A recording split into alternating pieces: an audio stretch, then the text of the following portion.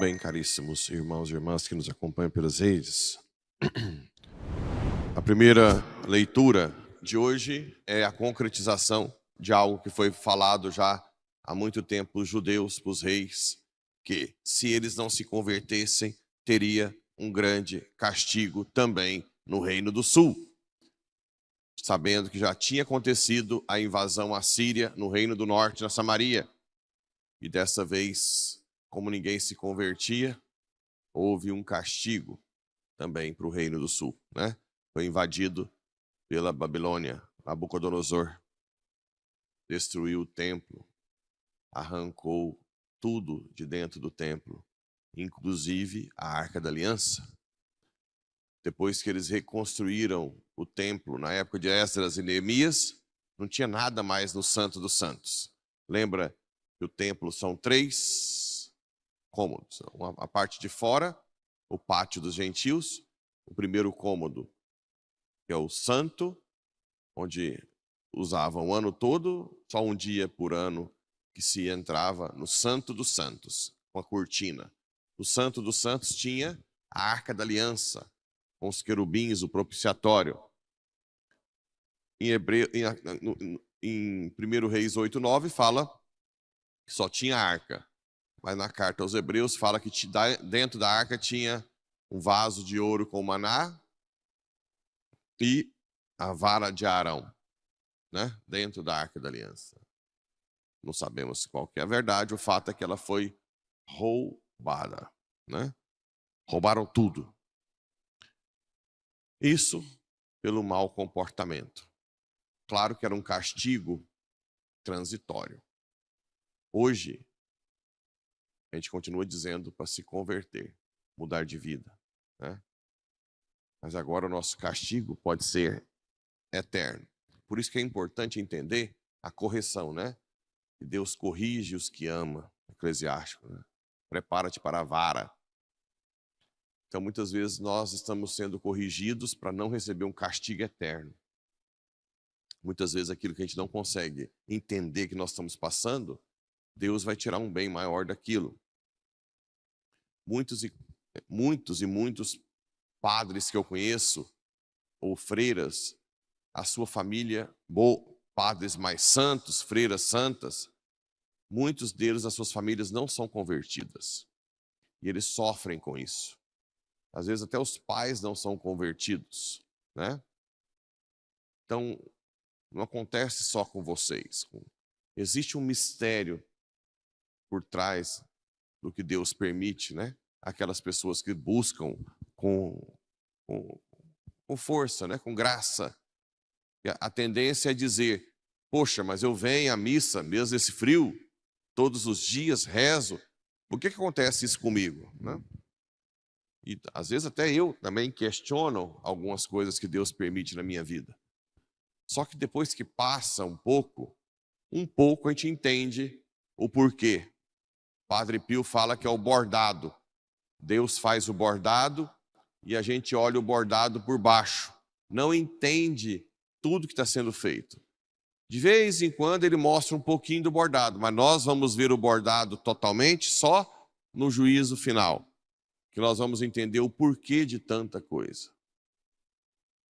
Inclusive, eu quero colocar o terremoto da Venezuela, está matando milhares de pessoas. Ontem mesmo eu falei, Senhor, mas é um povo já tão sofrido, né? Tanto sofrimento, por que esse terremoto? Meu Deus, a gente não entende. Vai além das nossas capacidades, né? Então, que Deus dê força àqueles que estão debaixo dos escombros, né? E que esse país, que a gente reza tanto para se libertar de todo esse mal que acabou sendo refletido no Brasil hoje, essas ditaduras, né? Pessoas que usurpam, principalmente o judiciário, o Ministério Público, para cercear a liberdade do país. Que o Espírito Santo visite esse país, né? E dê a eles a paz. Mas são coisas que a gente não consegue entender muito. O que a gente sabe é que o mal em si, esse mal natural, é inevitável. E sabemos também que o mal As pessoas que dão as costas para Deus, Deus não pode impedir as consequências. Por exemplo, a outra coisa, as duas coisas também que nós não entendemos, por que tanta gente insiste até na política, que é o aborto. Por que essa neura, né? A gente sabe que é para baixar a população, mas olha a maldade, né? Até a década de 50, todos os países achavam abominável. Hoje, o tanto de país que permite matar uma criancinha dentro do ventre. Matar, corta bracinho, corta mão, corta cabeça. Suga a criancinha que está lá dentro. E tem gente que acha isso normal. Tem gente que é filho, sei lá, é uma ignorância demoníaca, né? E tráfico de crianças. A gente entende, a gente pensa, Senhor, por que o Senhor permite, né? Mas Deus não pode impedir a consequência. O que a gente sabe é que Deus vai dar força para a criança que sofre tráfico. Deus, de alguma forma, ele ajuda os santos, e como crianças são santas, ele ajuda as crianças. E uma coisa é certa, essas pessoas que foram muito injustiçadas nesse mundo, bem-aventurados os que têm sede de justiça, os pobres abandonados, porque terão o reino dos céus. Então, a gente sabe que Deus compensará com o reino dos céus a esses injustiçados. É isso que a gente pode dizer. Agora, entender todo o mal do mundo e o mal que passa na nossa vida é muito difícil. Por isso que é importante a fé, né? Senhor, aumenta a minha fé. Mesmo eu passando por tudo isso, não me deixa recuar. Me dá força, Senhor. Não me deixa recuar. Me ensina a estar contigo sempre. E o evangelho de hoje ensina uma coisa muito interessante, né? Nem todo aquele que diz Senhor, Senhor, entrará no reino dos céus, mas o que põe em prática a vontade de meu Pai que está nos céus. Aqui é para mostrar claramente que existe uma diferença grande entre quem frequenta a igreja e põe a palavra de Deus em prática na sua vida e quem frequenta a igreja e às vezes até se destaca para o outro, às vezes ornamenta bem, prepara a liturgia bem, limpa bem, organiza as coisas bem, faz um evento bem, mas o coração não está lá em Jesus. Faz porque gosta, porque quer aparecer, porque quer ser elogiado, né? Porque se destaca, mas não faz por amor a Jesus. E aqui fala dos dons carismáticos. Eu já expliquei isso aqui uma vez, né? Muita gente porque quer minar os dons carismáticos, como se a renovação... você não precisa ter renovação, mas os dons carismáticos, eles são da igreja, né? Nós temos o Espírito Santo que está na nossa alma, age de duas formas com a graça criada. Tem a gratia gratum faciens, que é uma graça que te faz mais santo, que é aquela graça santificante, a graça sacramental, a graça atual. São graças que te fazem pessoas mais santas. Como que você tem acesso a essa graça? Primeiro, tendo o estado de graça. Você tem que confessar frequentemente, não pode estar em estado de pecado mortal.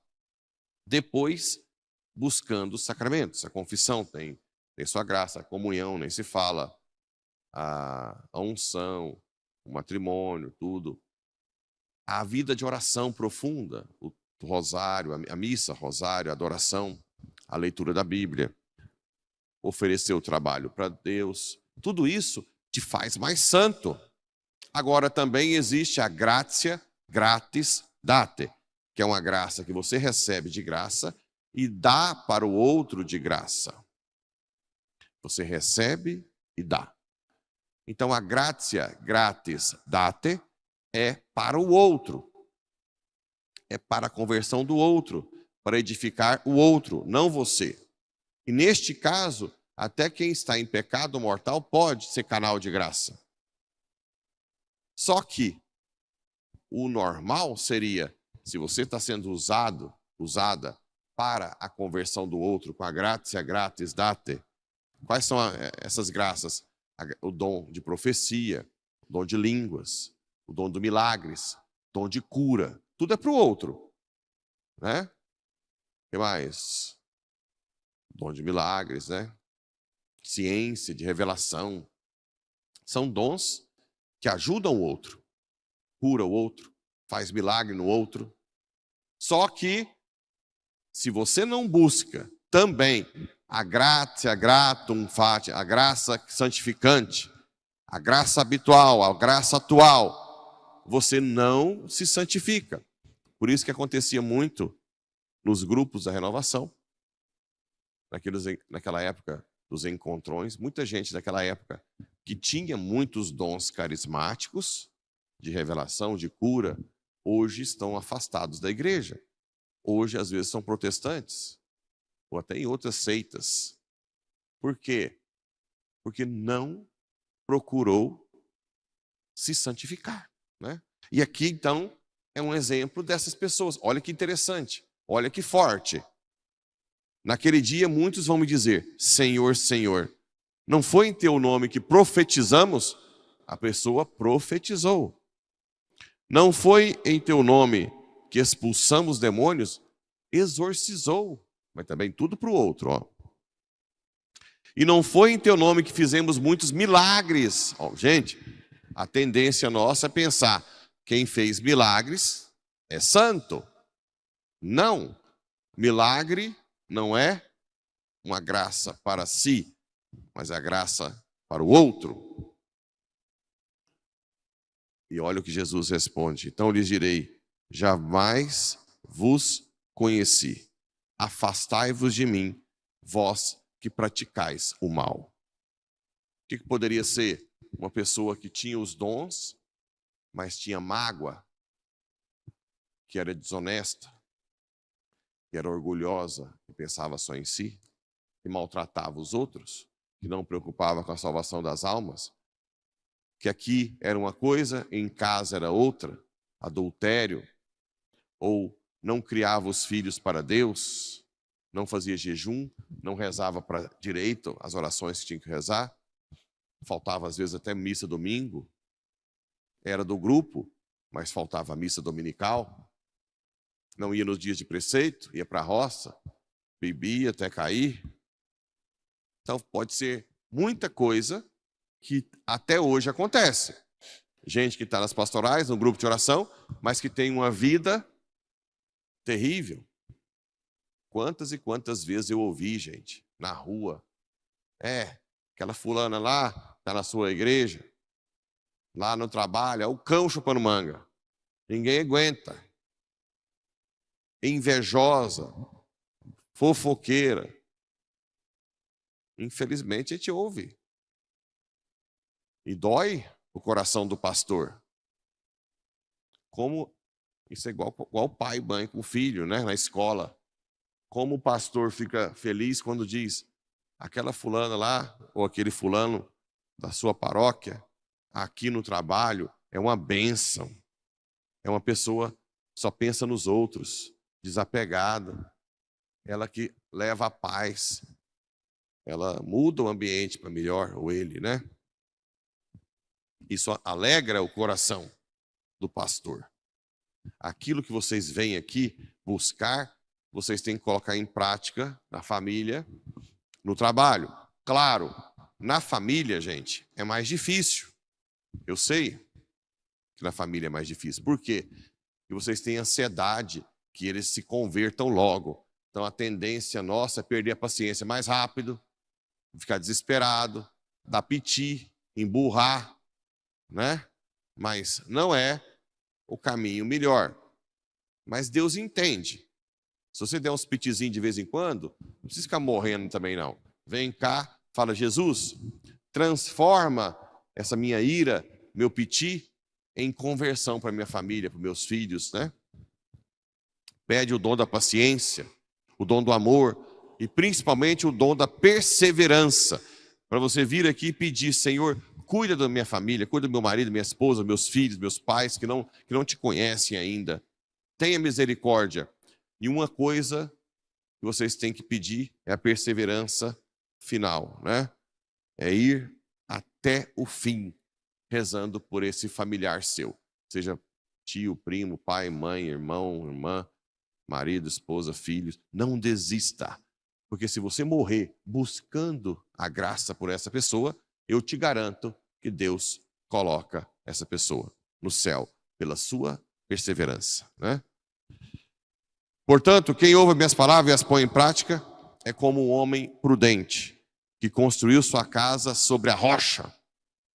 Caiu a chuva, vieram as enchentes, os ventos deram contra a casa, mas a casa não caiu, porque estava construído sobre a rocha, que são aqueles que eu citei que iam nos encontrões, que hoje, naquela época, tinham os dons carismáticos, mas que na época rezava, tentava ser uma boa pessoa e até hoje perseveram. Como veio aqui outro dia o Tassiano, que foi um dos fundadores da Renovação em Goiás, e que até hoje persevera, firme, desapegado. A primeira vez que ele foi na minha paróquia, a minha primeira paróquia, era muito pobre na época, era uma capela que virou paróquia na periferia. Ele não só não cobrou nenhum honorário, como nem deixou receber o combustível, tirou do seu próprio bolso. Então, uma pessoa que vai, que persevera, que geralmente é desapegada de dinheiro, geralmente, né? E também você pode se perder com apego ao dinheiro. Então, a casa dele foi sobre a rocha. Por outro lado, quem ouve as minhas palavras e não as põe em prática é como um homem sem juízo, que construiu sua casa sobre a areia. Caiu a chuva, vieram as enchentes, os ventos sopraram e deram contra a casa, e a casa caiu e a ruína foi completa. Quando Jesus acabou de dizer essas palavras, as multidões ficavam admiradas com o ensinamento. De fato, ele as ensinava como quem tem autoridade e não como os mestres da lei. Como é que chama essa autoridade de quem ensina? Unção. Nós temos que pedir a unção. Quando você é ungido em estado de graça, sua palavra tem poder. Quando você é ungido no trabalho, você está aqui rezando em estado de graça, comunga e vai ungido para o trabalho, é outra coisa. Ungido na família. Peça unção. Que Nossa Senhora, a esposa do Espírito Santo, te unja cada dia mais. Assim seja.